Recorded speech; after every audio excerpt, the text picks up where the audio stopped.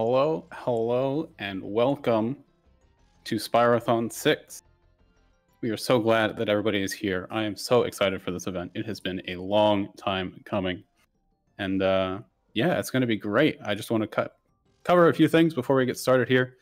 This is absolutely going to be the biggest event that we have ever had. It's 48 hours long. We've only done like 36 hours in the past. Super excited for this. If you want to find the entire schedule of everything that's happening this weekend, you can go to Spyrothon.org. You'll have the full list of events, when things are going to happen, all in your local time zone for you to plan out what you want to do this weekend. Along with just having more runs in general, we've got so much more other content that we can do with quiz corners and interviews. You'll see those on the schedule as well. They will be wonderful. We're getting a bunch of frames, looks like.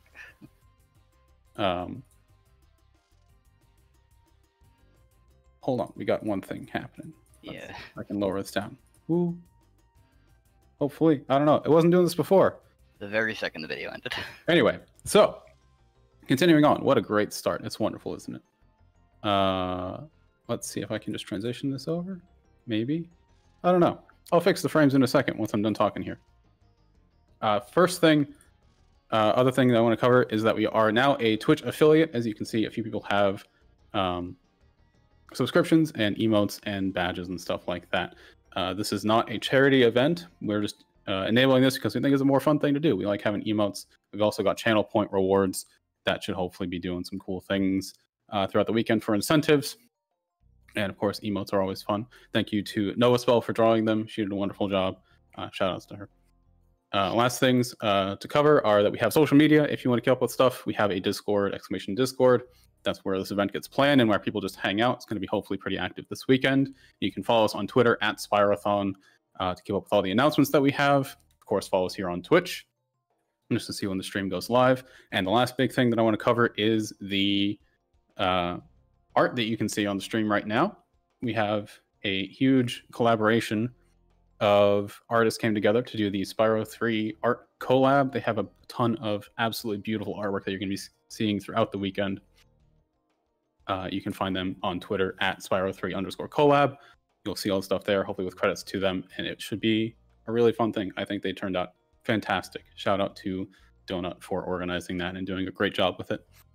But I think that's pretty much all that I've got. I'm going to go ahead and hand it off to our first run. Hopefully the stream is doing better now. I see my CPU usage is way down, so I'm hoping that's good. Frames have returned. I'm hearing that, so I think we are good to go. In which case, let's pass it off and get going.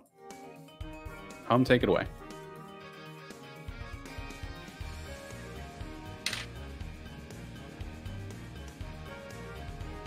It might be server muted. Yes. Of course.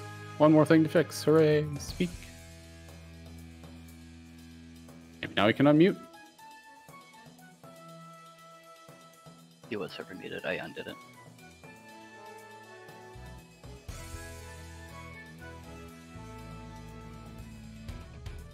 Sable, are you there? Hi. Hello. Okay. No, we're humming. Wait. Okay, we've got home. I see it unmuted. Not hearing anything though.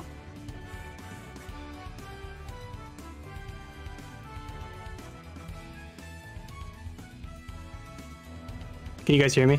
There we go. We got home. Look at All that. right. So, hello everybody. Hello all you weirdos, Spyro weirdos. It's King Weirdo here, also known as Hum.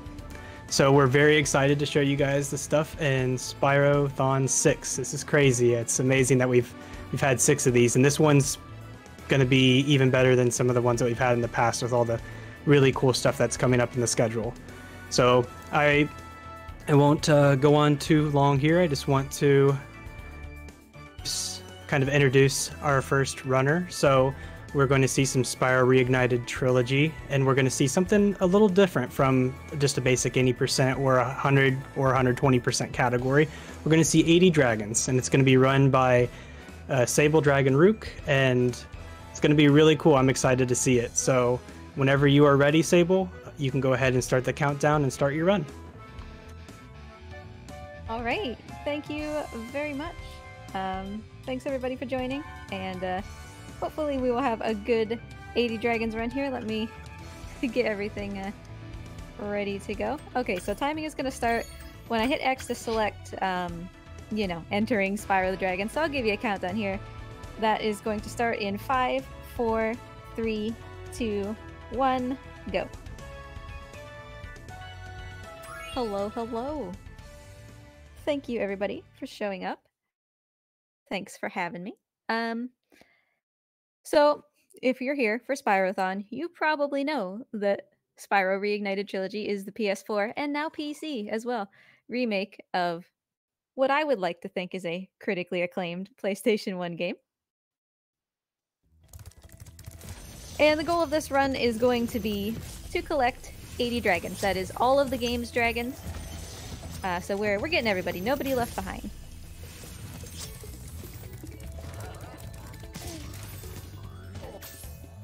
And this is definitely, most definitely, a glitched category, so we are not going to be completing the game, you know, as you are intended to, because we're speedrunners, and why would we do that? So, if you're not familiar with Spyro, you know, you go in between worlds using a balloonist. And this balloonist says, hey, Spyro, before I take you somewhere, you know, I want you to do something for me. And that can be get gems, it can be get dragons. There's a bunch of different requirements, and some of those requirements, you know, they really take a long time, like getting 6,000 gems specifically. So in order to avoid doing that, in order to, you know, skip doing that, we are actually going to use a glitch to go out of bounds in the second world of the game and essentially skip into worlds that we would not normally be able to enter at the time that we enter them. That's going to be for a little bit later. For right now, you know, we're just basically focused on hopping from dragon to dragon. Because we're going to be skipping the worlds where the balloonist is going to require gems, we don't need a single gem for the entire playthrough. So any gems that I'm picking up are just kind of coincidental. They happen to be in my way.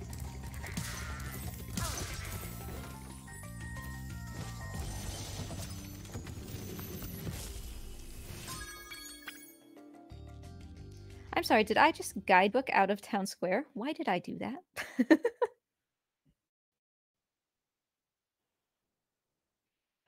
That was a weird choice.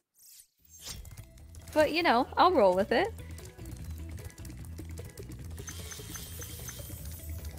So that does actually bring up kind of an interesting point, right? There are going to be some levels that we guidebook out of and some that we exit.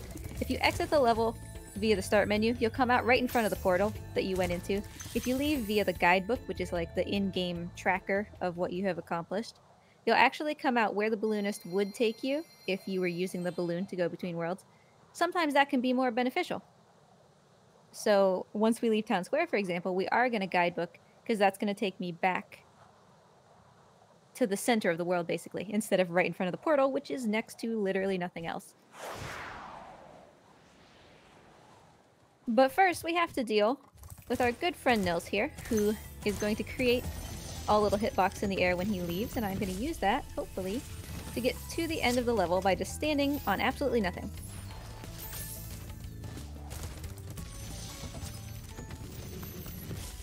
Otherwise, you know, we would have to charge all around this level. We would have to do a couple jumps to get up that high, or we can just do it that way, and now we're up there.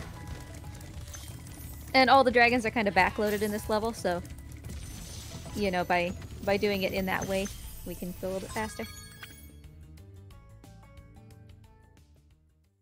No yeets this time. If you stand a little bit funky on Nils' platform, sometimes he'll shoot you, you know, 50 miles into the air. So I suppose we were lucky we got it the intended way, but unlucky we didn't get to see the yeet. I guess he can take you up into the air, or he can shoot you like way out into the water. Either way, you're going for a ride.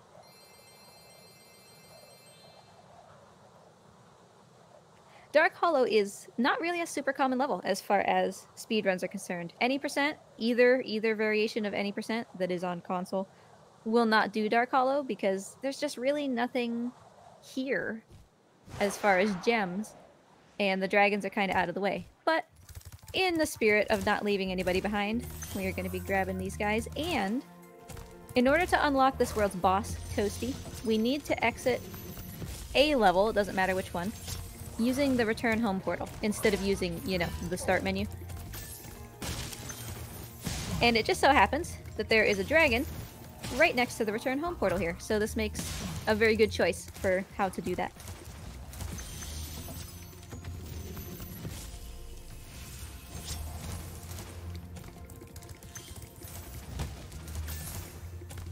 Now, I suppose we should briefly talk about why are these dragons trapped in crystal to begin with? This can't be right. Well, the reason is because, you know, the dragons, they were doing a TV interview, and they were talking about Nasty Nork, the big bad guy of this world. And they said, you know, Nasty Nork, he's kind of ugly. Now, personally, I can't really blame Nasty Nork. That's not a very nice thing to say. So he got angry. Rightfully so. And zapped all of the dragons with his magical staff, and it turned them to crystal, except for Spyro because, you know, reasons. So, Spyro's fine. And he's saving all of his buddies.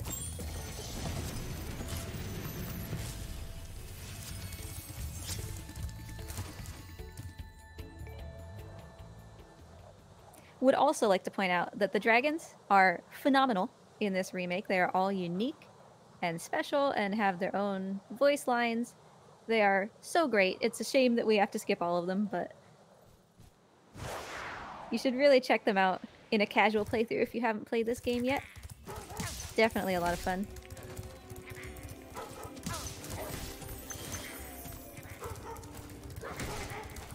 So poor Mr. Toasty, as the boss, you know, we are not really going to see him at all, which is a real shame because he's a giant spooky scarecrow, except he's actually just a bunch of sheep in a trench coat, so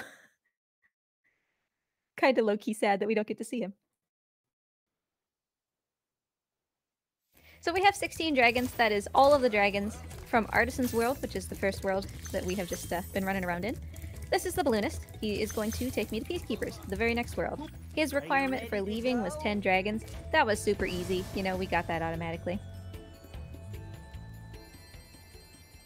Who's my favorite dragon? Latif. He's outside of, what is that, Lofty Castle? I'll actually, when we get to him, I'll let him play a little bit so that you can look at him because he, I don't know, I really love his design. But even in the original PS1 version, I also really liked him because, like, 7-year-old me thought that he was, like, super edgy. Because the thing that Latif says is, expect the unexpected and prepare for what is not there. And 7-year-old me was like, oh, that's deep. And I loved it. So he's, like, my favorite for multiple reasons. I was super psyched to see that his design was still really cool. Bonk.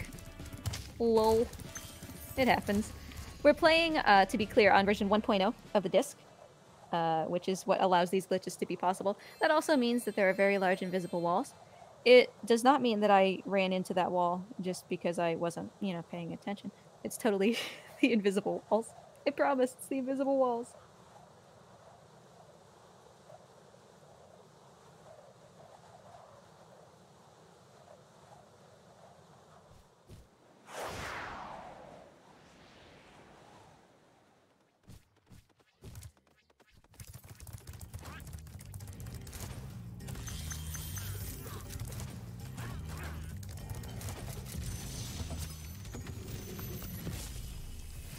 Who are, you know, unfamiliar, in case this is your first encounter with a Spyro game. This little dragonfly who is following me, his name is Sparks, and he's helping and protecting me. He's my life bar, basically. And for the sake of the marathon, a little bit of safety, I am actually going to get this extra life. So Sparks, you know, he'll change colors as I take hits. And he'll help me pick up gems, which for this run, you know, isn't really important, but he's my little buddy. So we are going to be picking up fodder animals that pop out little butterflies for him to eat. Those will heal him, but we're going to kind of be keeping a low-key, you know, count of how many of those we've popped, so that 10 of them will appear. We will have hit 10 of them in a later world that is much more challenging.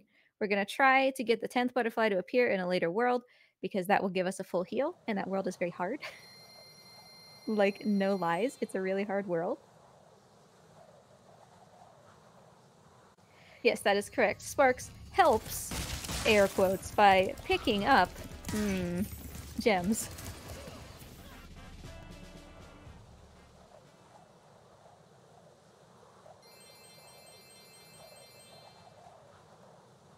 We are also in Clifftown here going to have our first encounter with a blue egg thief. He's got a little pink dragon egg in his hands. And hypothetically, dragon eggs don't matter because we could just use the glitch that we're going to use to get past the requirement for dragon eggs too. However, the dragon eggs in this run are actually basically directly in front of us. Like, they're just right in the path that we're taking anyway. So we're going to stop and get dragon eggs because one of the balloonists is going to say, hey, I'm not going to let you go forward until you give me 5 dragon eggs. So, you know, we could do the glitch again, or we could just get the dragon eggs. And the eggs are essentially right in the way. So we will get them.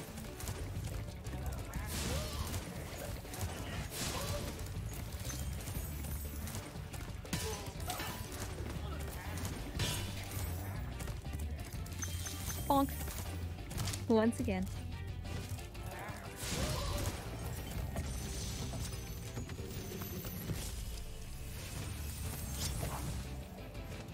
Now, I would also like to say, we are going to be leaving every single level with all dragons found, except for Misty Bog.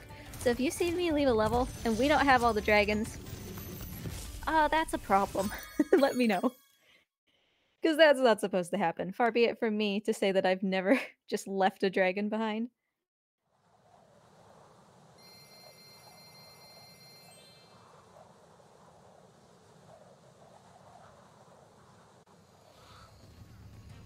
No flight levels in this run because, again, we don't need gems, and those are, you know, primarily intended to get you 300 gems.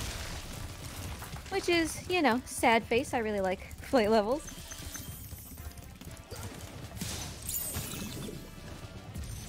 But instead of the flights, you know, we get these interesting glitches, which, let me start explaining those because it's gonna take a bit. So, there are a couple things that go into this glitch. The first is how fairies work. And to be clear, this is the console version of, you know, of Spyro. This will work slightly differently as far as routing and what you're trying to accomplish if you're doing this on PC. But on console, when you free a dragon, a fairy will pop out. And that fairy is meant to save your progress. Wow. To save your progress, or if you want to watch the dragon again, you know, you can talk to the fairy and say, hey, that dragon was cool, let me watch it again. So the fairy is there, and conveniently for us, when we are talking to a fairy, the game thinks that we're controlling Spyro. Which makes sense, right? Because in what context would you be able to talk to a fairy and you're not, as the player, controlling Spyro? So that makes sense. Using a couple of very specific button presses, we are going to actually be able to talk to a fairy, glide away from the fairy, stop talking to the fairy, and then touch the ground in such a way that we can walk all the way to the other side of the map, doesn't matter, and the fairy will still be with us. So that's called fairy storage. That means we can talk to the fairy wherever we are. And that's great. We can carry the fairy with us. The reason that's important is because outside of bounds in Peacekeepers, which is the world that we're in right now, there is actually a small tool probably used by the developers for like playtesting and stuff like that. And it's just kind of stuck out of bounds. It's actually a balloon. Just like the balloonist, except it doesn't have the requirements that the balloonist has. So if you get into that balloon, you can go anywhere you want, and you don't have to do the things that the balloonist would ask you to do. In our case, that would be collecting gems. So I'm going to use fairy storage to get into the regular balloon to try to go to a different world. And then once I'm in that balloon, I'm going to talk to the fairy. Because the game thinks I'm controlling Spyro, I'll gain control of Spyro once he's in the balloon, and then I'll be able to charge out of the balloon, go out of bounds, land in that box, and go wherever I want. It sounds convoluted. It'll make probably more sense once we actually do it.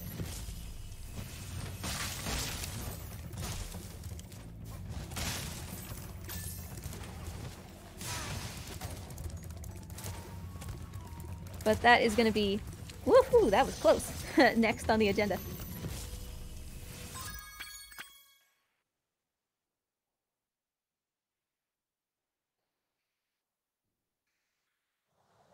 So we're going to come out of here. We're going to get Magnus, Dad Bod Magnus, who is awesome.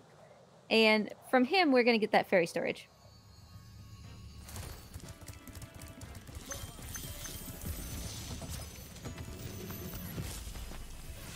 So the fairy's going to pop up after Magnus leaves.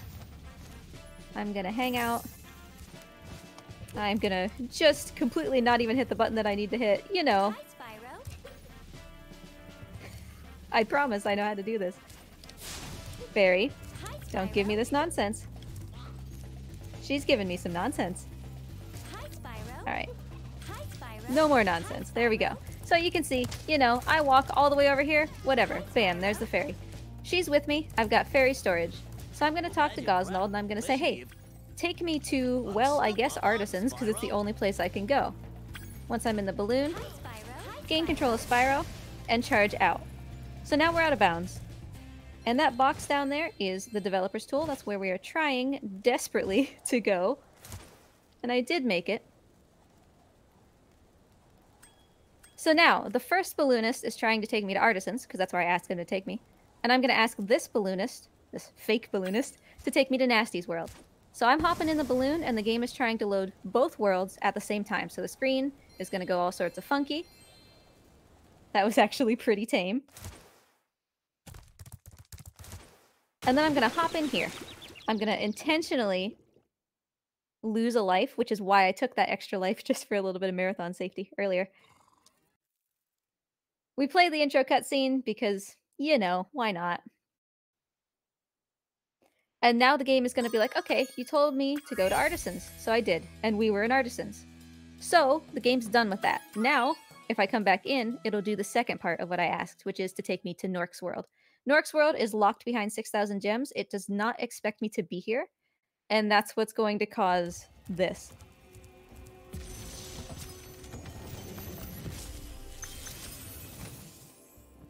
Hey, didn't I already free you? Nasty's ancient You're in history Nasty's now. world now, So, Spyro. what's in there? And you are the I dragon believe that must this defeat is it. Nasty's Bring treasure him on. hoard.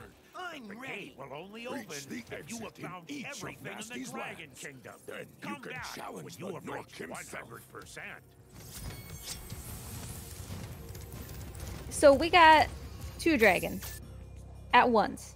And Twilight Harbor, which is normally enclosed behind a dragon head like Toasty was, with its mouth closed, is open. The dragon head doesn't even exist. The reason is because the game is like, whoa, whoa, whoa. Excuse me. You need 6,000 gems to be here, and I believe you have 355.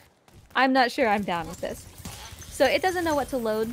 It, you know, it's not really caught up with where you are. And so things aren't loaded right. One of those dragons is supposed to only appear after you fight Nasty Nork. But since the game has no idea what the heck is happening, it just puts both of them there. And in that way, this run never encounters Nasty Nork, the big bad boss. It's also great because, you know, the portals didn't load, which means that I can get into Twilight Harbor without having to actually completely finish Nork Cove, the level before this, which would normally only open this level once you go through the Return Home portal. You'll see now that actually everything is caught up. This dragon head is here now, which is why I had to guidebook out. If I would have exited, I would have just come out like into the closed dragon, and I would have been stuck. So now we're into Nork Cove, and this is going to actually wrap up Nasty's world. We did not need the 6,000 gems to get here, obviously. And we never need to fight Nasty Nork because he has nothing to do with any dragons. We can get all the dragons without ever encountering him, so he gets to live another day without his butt cheeks being toasted.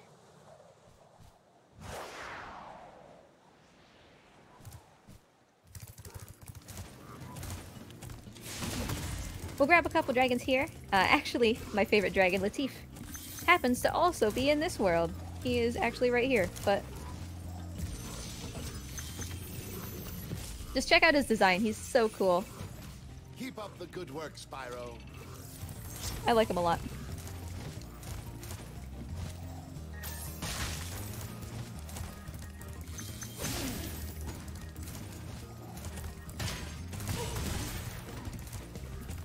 So obviously, you know, this is supposed to be the final world of the game, but here we are. And we're mostly just doing this out of convenience. You know, we could have done this at any point. Smoosh. We could have come here at any point once we're past Peacekeepers, but I'm just coming here now so that we can get it out of the way. So we are actually now done with Nasty's World, and we're going to go right back, and we're going to do the exact same thing again. This time, we're going to do it into Magic Crafter's World, because the balloonist to go to Magic Crafters says, hey, I want you to gather 1,200 gems, which is not too bad, you know. It's definitely a lot faster than 6,000. But on console, we skip that. I do believe on PC, you only do the balloonist skip once, and so you do actually get these 1,200 and don't do this second skip. But we're definitely going to do the second skip, because it's fun. Hi, Spyro. Hi, Spyro. I'm on, Spyro. So once again, you know, go to Artisans, gain control of Spyro by talking to the fairy, charge out of the balloon. Hope and pray that I land in the box.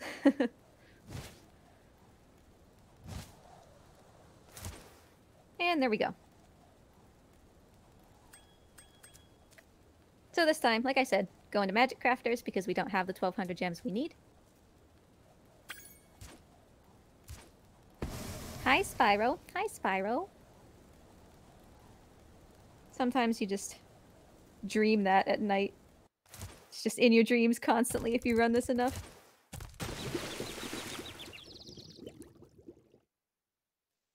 And so we'll hop into the water, you know, we'll clear the game of, or we'll get through the process of clearing the game of taking me to Artisans, like I asked.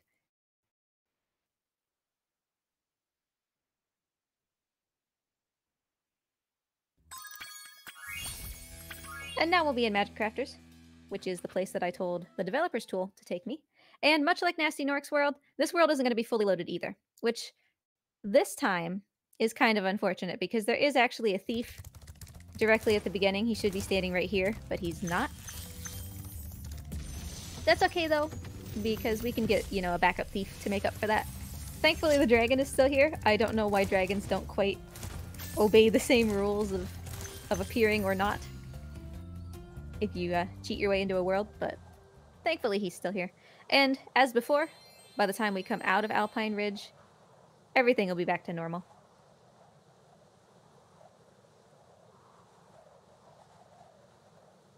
Alpine Ridge is actually a great demonstration of the impact that timing on in-game time has on this run. In-game time is tracked in the guidebook, and in-game time doesn't play when you're freeing dragons, or when they're playing, which is good because Magic Crafters is all about cycles. Lots of stuff is going to be happening in the background of the world. These wizards are going to be taking, you know, platforms up and down and all sorts of stuff. So those continue to happen.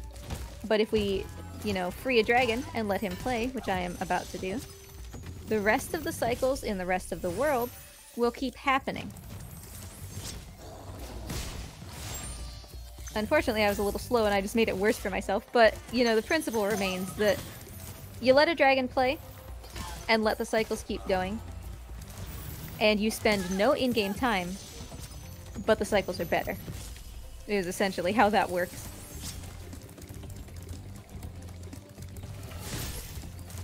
That guy just vaporized.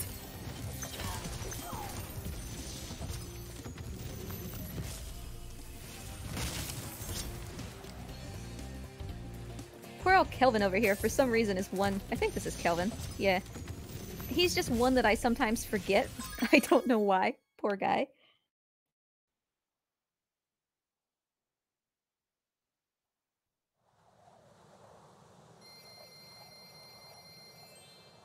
So just because we're done with the balloonist skips doesn't mean that there's not more shenanigans throughout the rest of the run.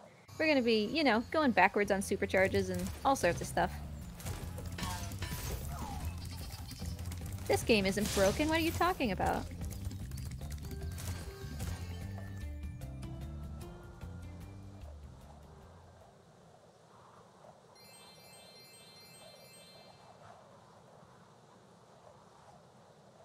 I am still picking up the egg thieves. You know, now that you've seen the balloonist skip, you can see, I'm sure, how we could skip the requirement for the eggs by doing the same thing again. You know, we could cheat into, I don't want to say cheat, but glitch into Beastmakers doing that. But, you know, you run the risk that the glitch doesn't go right, or, you know, that you spend a little bit of extra time trying to do it. When you're literally running headlong into thieves, you might as well just get them, and then not have to do the glitch.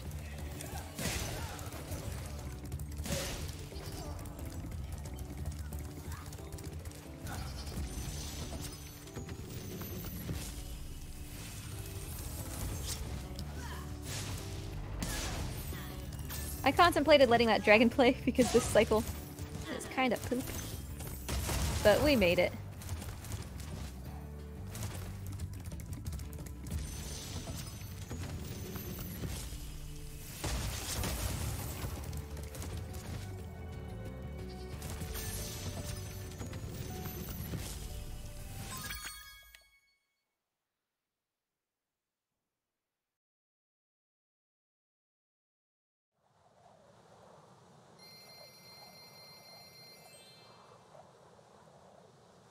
We also do, by the way, have these cute little like animations we can do during the loading screens. Nice little touch that they added to Reignited. Which is good because the loading screens can occasionally be kind of long. For reference, I'm playing on a PS4 Pro with an SSD, so these loading screens are about as fast as you get for console. Which is, you know, kind of another reason that the game is timed on in-game time.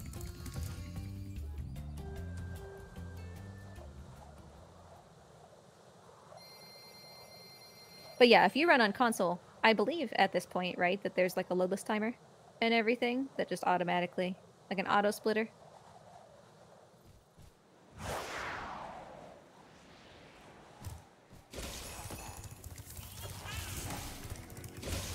I am gonna run so fast these things don't even spawn.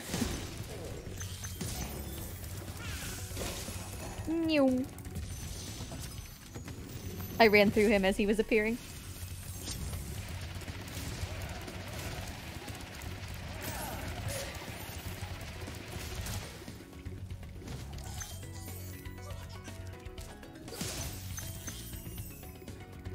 So it is worth mentioning as well. I am hitting the thieves while I'm moving downward, while I have downward momentum. And the reason for that is because they do play a little cutscene when they give you the egg, if you flame them, you know, just normally. But for some reason, much like skipping Nestor, the very first dragon, if you have downward momentum, the game will not show the cutscene. It will, you know, just let you go on. So we try to strike the thieves with fire while Spyro is moving downwards so that we don't have to watch the scene. So that's the 5 dragon eggs we're going to need in order to leave Magic Crafters.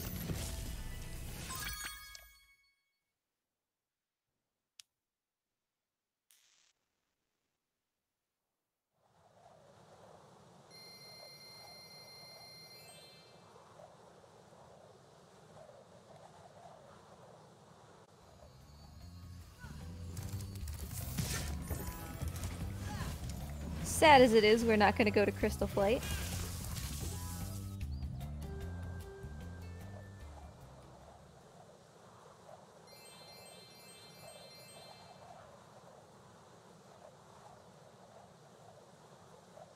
So Blowhard, obviously, it says confronting, so he's another boss. I would argue that as far as bosses go, in Spyro, he's one of the harder ones. Him and Metalhead. He is actually basically the only boss we do actually have to fight a little bit in 80 Dragons, because he is in charge of opening this door, so I do need to kind of... Oh, I tried. I thought I would risk it.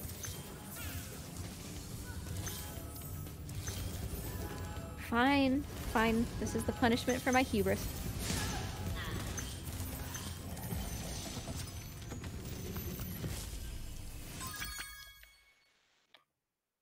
Thankfully, we don't need to fight Blowhard anymore. I mean, we got his dragon. There's nothing else there for us.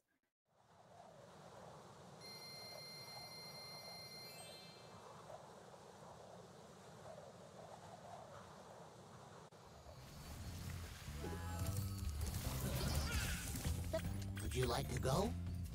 So we have the 5 dragon eggs. We're good to move on to I was gonna say beast keepers. That's not a world. Beast makers.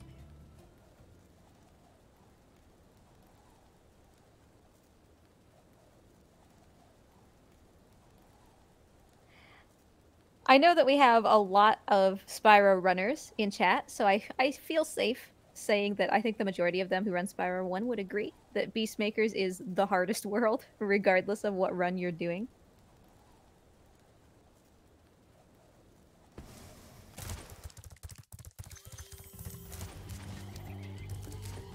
So this world is kind of why I've been hitting fodder animals throughout the run, even when I didn't have to. You know, popping butterflies out of those little animals, because the 10th butterfly, I was talking about this earlier, is going to be an extra life butterfly that will heal Sparks entirely, no matter what color he is. So, you know, we're trying to get that to pop in this world, which is hard, and you'll probably take damage, like, on accident, so that you can get a full heal, you know, perhaps when you really, really need it.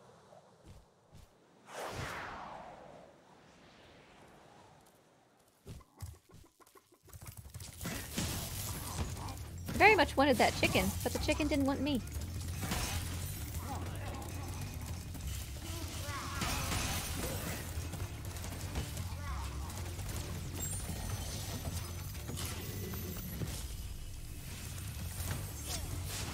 Why I'm doing the any % gem route for some reason. There we go.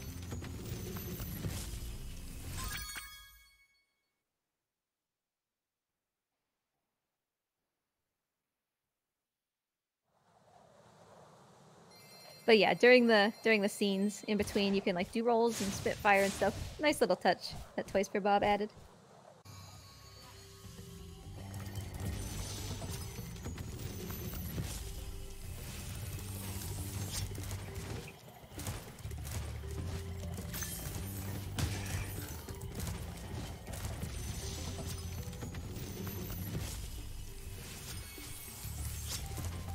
Okay, so Misty is going to be the only level that we enter and then exit without collecting all the dragons. Misty is kind of a weird shape, like some oblong Y.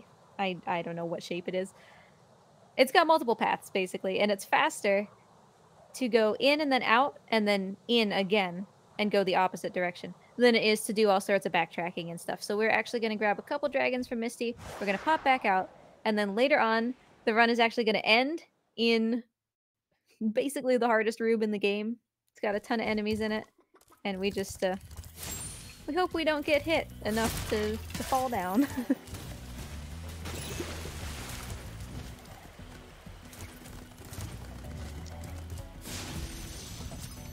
I flamed that dragon as if something was going to happen. I don't know why I did that. But boy, that would have been cool.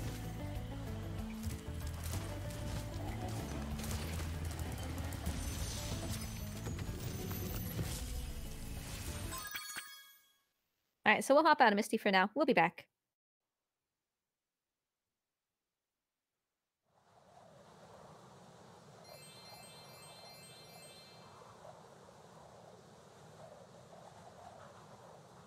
If we're super lucky and a little bit careful, we can finish this run under 1200 gems, just for funsies. To prove that we truly didn't need it.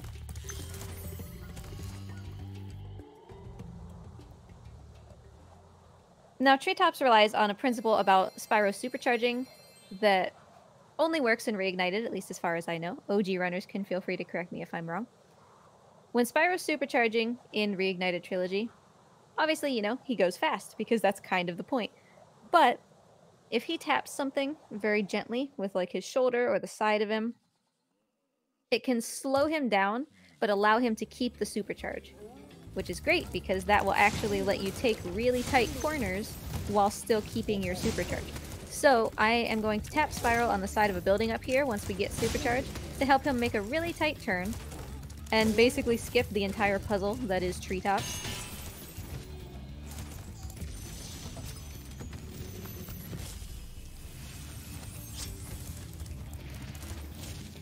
So I'm going to tap that to help me turn. And that will get us all the way over here without having to do the entire giant, you know, supercharge all over treetops thing in order to solve that puzzle. And Spyro even says, like, dude, you could have found an easier place to get stuck. So he's supposed to be, you know, one of the hardest dragons to get. I'll pick up that supercharge again just to really zoom. Why don't you go back into Misty right away? That is a great question that I do not have a great answer to. I wonder if it would actually make any difference to not end on Misty. It would save maybe a little bit of menuing, but that doesn't count for in-game time.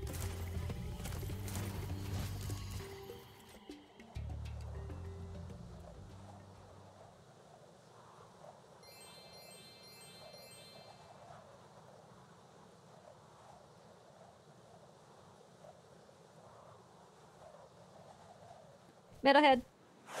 Not really even gonna look at him, because we just need his dragon.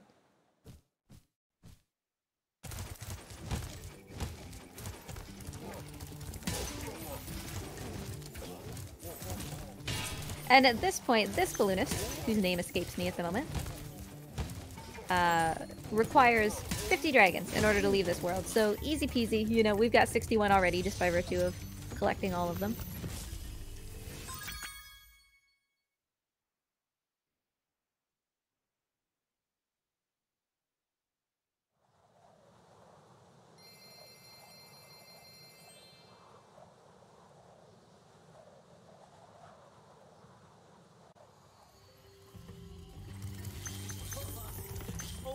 Are you ready to go? Dreamweavers. Dreamweavers, for the sake of this run, is going to be the final world. Obviously, it would usually be Nasty's world, but we kind of did Nasty's world already by virtue of that balloonist skip. So, the balloonist skip, by the way, you know, in this run, is why there is a separate category called any % no balloonist skip, or NBS. Because we do want to make sure that we still have a category where you don't have to do this skipping around into worlds and stuff, so any % NBS is going to be kind of as intended, right? Like, you do get the 6,000 gems, you do get the stuff that you're supposed to get. But runs like this demonstrate the balloonist skip that is mentioned in runs like that.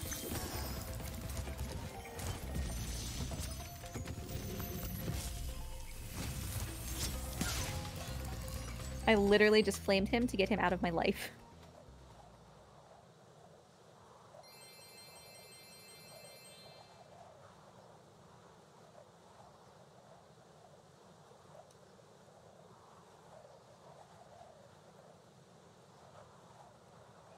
So in Haunted Towers, we do actually have another supercharge trick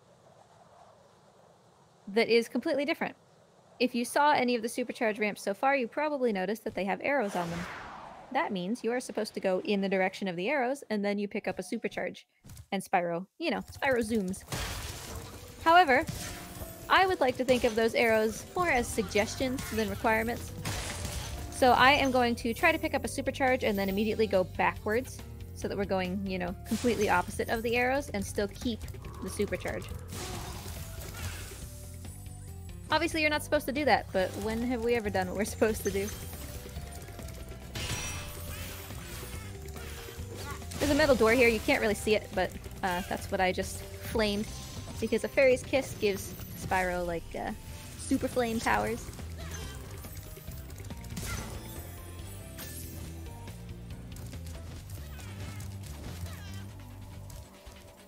Alright, so let's see if we can pick this up going backwards. We did.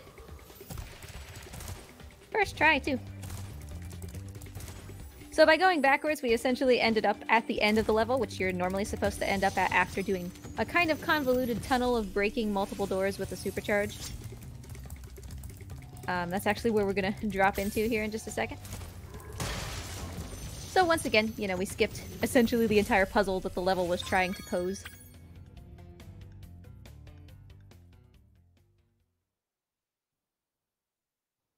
And I did actually guidebook out again, intentionally. That was not an exit level, that was a guidebook. Because outside of Haunted Towers is a bunch of whirlwinds. You can kind of see them on the left there real quick. And taking the whirlwinds takes 15, 17 seconds or so to get to literally the spot that I was just standing, so we guidebook out in order to skip the whirlwinds.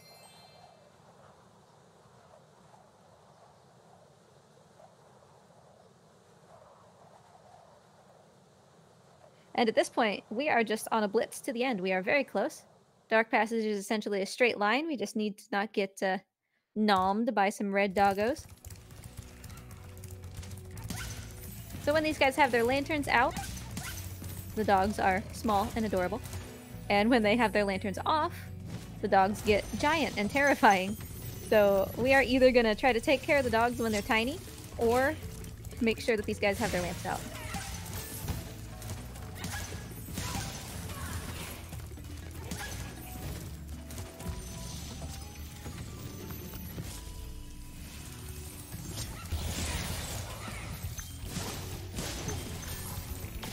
Hi, Mr. Turtle. Excuse me.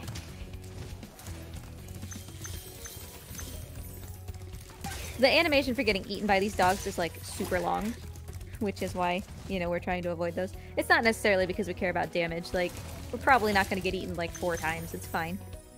It's literally just because it takes so long.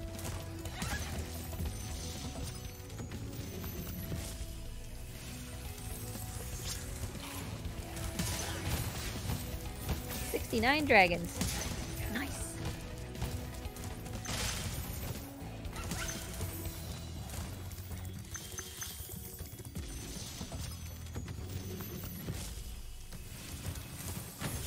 So that's 70. We need 10 more. And we are going to be wrapping up here real quick. The rest of the dragons are in fairly easy to get places, except for... I know that Nos would know his name. I cannot for the life of me think of his name. The one that's past the room in Misty.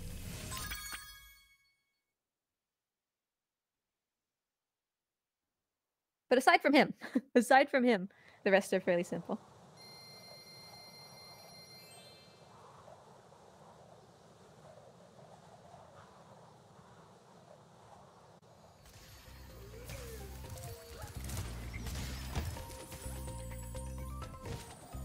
I already showed you Latif, so I'm not gonna let him play here. But this is Latif, my favorite dragon. Well, maybe I'll let him play for a second. Isn't he cute? Yay, okay.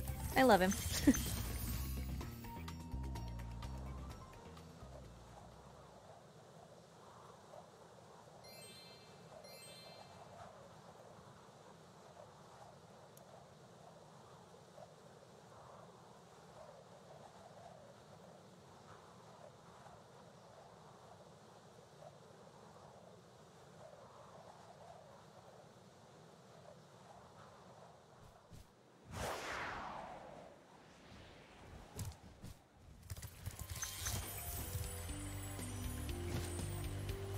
Is, you know, just kind of not necessarily a straight shot as far as a straight line, but it's very simple, I say, as I fail to do the thing that I'm trying to do.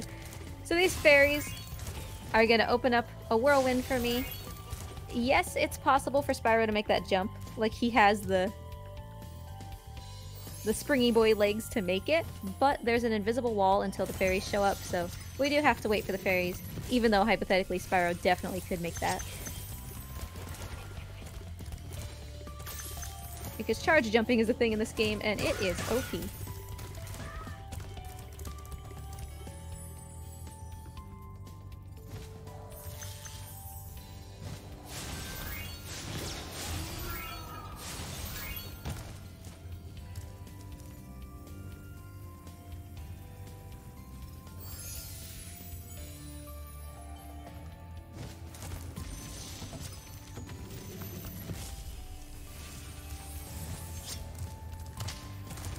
Bonk once again. So we'll pick up the supercharge.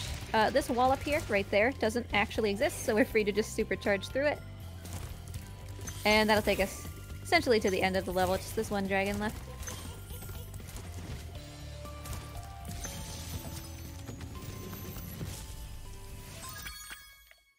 Now, correct me if I'm wrong, because I don't run Spyro on PC, obviously.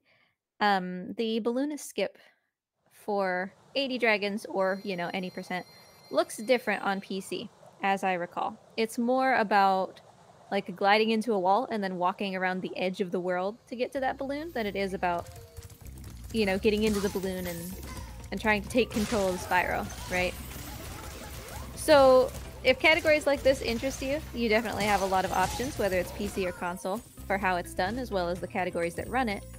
I will say, if 80 Dragons or any %, which is also run on version 1.0, interest you, be aware that if you want to play on console, you are going to need a Spyro disc that's copyrighted 2018. If you get one that is more recent, it will already be patched to 1.3 and you won't be able to go back to 1.0. So you need one of the early discs that has not been updated yet. Or you can just play on PC. And there are... we're a friendly community no matter where you play, so feel free to hit us up if you like Spyro and are thinking about running it.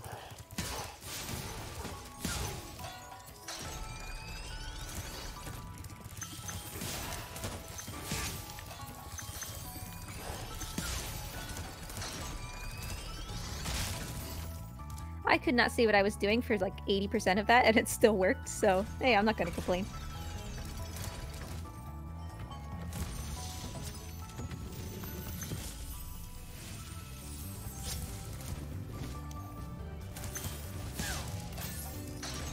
I am not even gonna bother taking this cake up to the second layer because I can make this jump without doing that.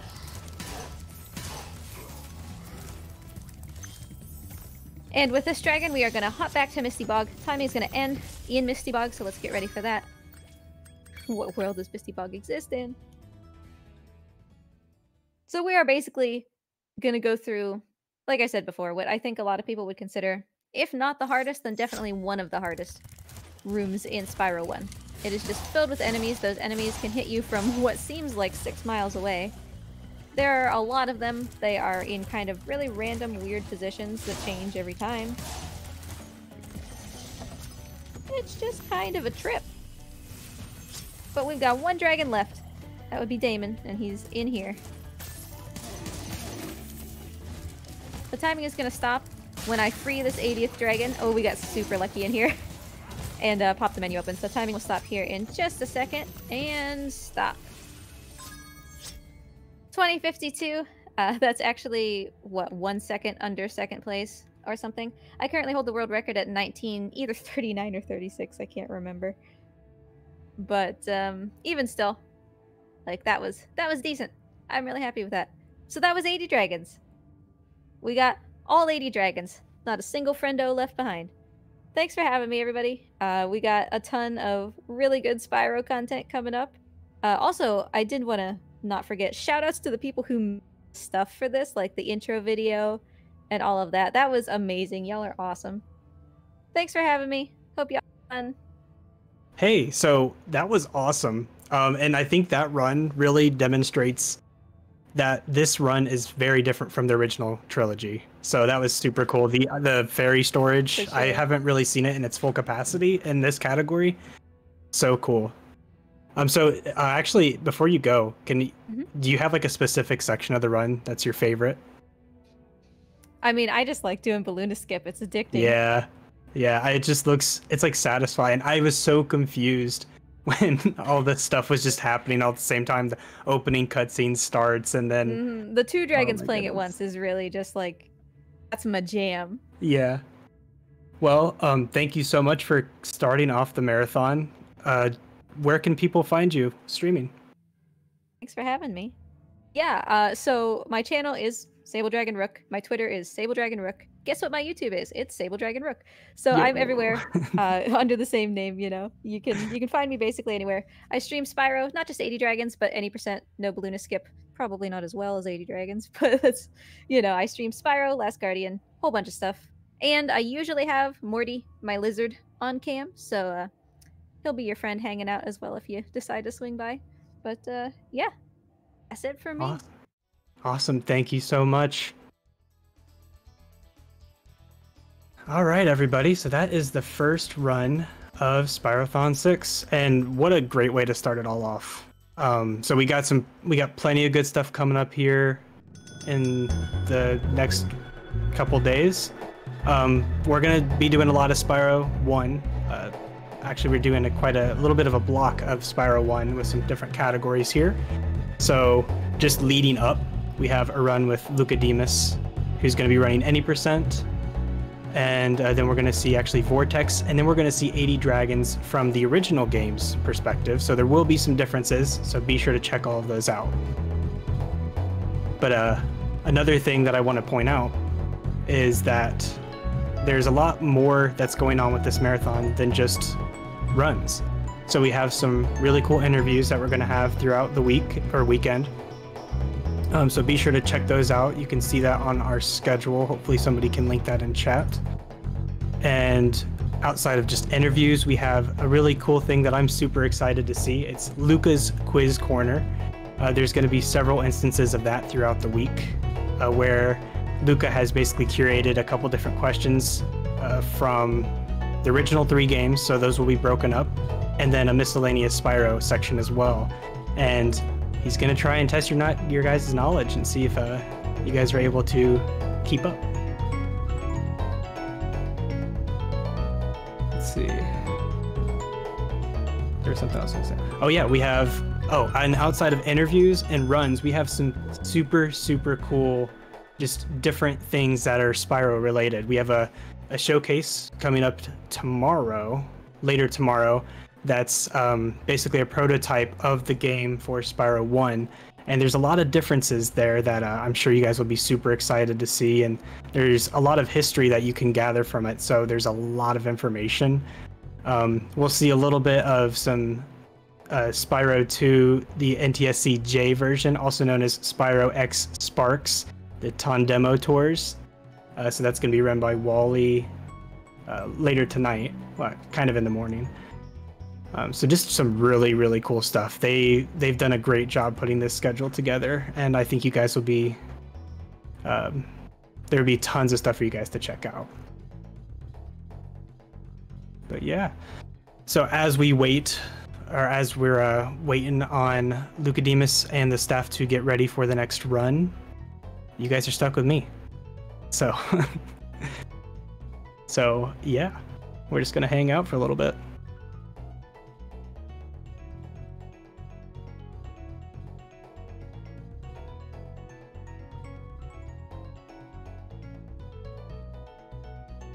How often do Spyrothons happen?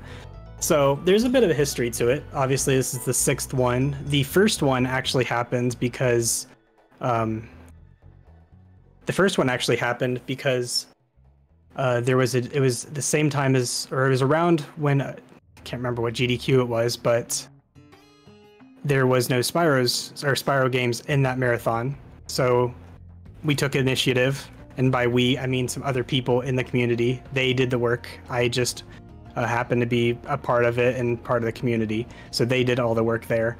But they put together a really great event that showcased all of these different Spyro games that weren't going to get kind of representation in the Games Done Quick event. And as a result, it just kind of became tradition after that. And it's been super, super fun. Production value just keeps going up every time. So we're really excited to show you this stuff.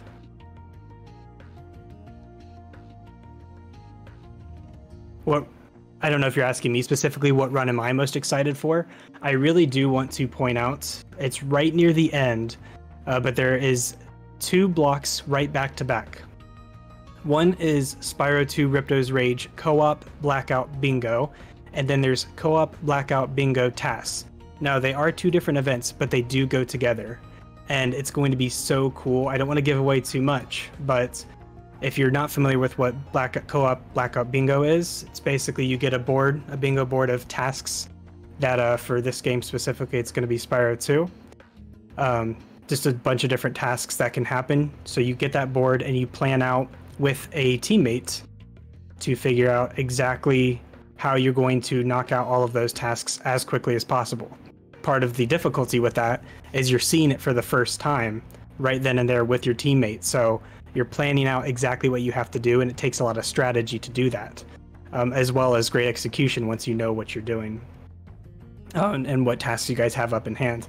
So that is happening with Red and Rui at It's 2:56 Eastern time. And then immediately after that, that same blackout bingo board is going to be done again, but this time it's going to be done in a TAS. So we have a couple excellent TASers that are really going to put in some work to basically show what you saw before, but as optimized as possible. And it's going to really, I think it's going to blow your guys' mind. I did not say red. and if I did, I'm so sorry, Wed.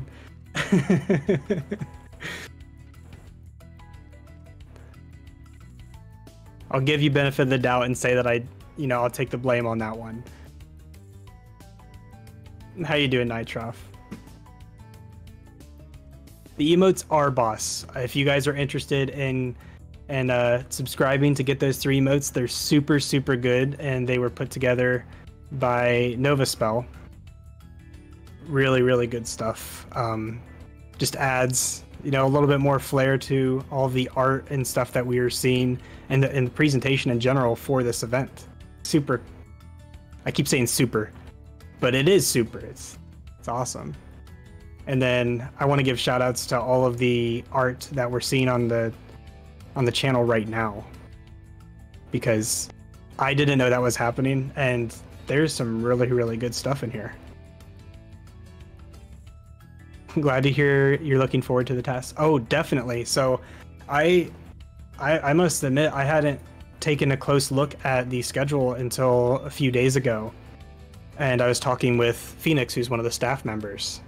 And just the idea of it is so exciting. This is something that I think it's really something that we haven't seen before at one of these events, and really in the Spyro community in general, is to see how can you do bingo fast, and especially compared to how does it compare to somebody that's just figuring it out right there on the spot right before. So I think it's going to be a huge, huge highlight.